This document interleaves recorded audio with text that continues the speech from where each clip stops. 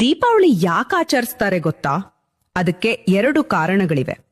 ಶ್ರೀರಾಮ, ಸೀತೆ ಮತ್ತು ಲಕ್ಷ್ಮಣ 14 ವರ್ಷ ವನವಾಸ ಮುಗಿಸಿ ರಾಕ್ಷಸ ರಾವಣನನ್ನು ಕೊಂದು ಸೀತೆಯನ್ನು ಕರೆದುಕೊಂಡು ಲಕ್ಷ್ಮಣನ ಜೊತೆಗೆ ಅಯೋಧ್ಯೆಗೆ ಮರಳಿದ ರಾಮನಿಗೆ ಅಯೋಧ್ಯೆಯ ತುಂಬ ದೀಪಾಲಂಕಾರ ಮಾಡಿ ರಾಮನಿಗೆ ಸ್ವಾಗತ ಮಾಡಿ ಸಂಭ್ರಮಿಸಿತು.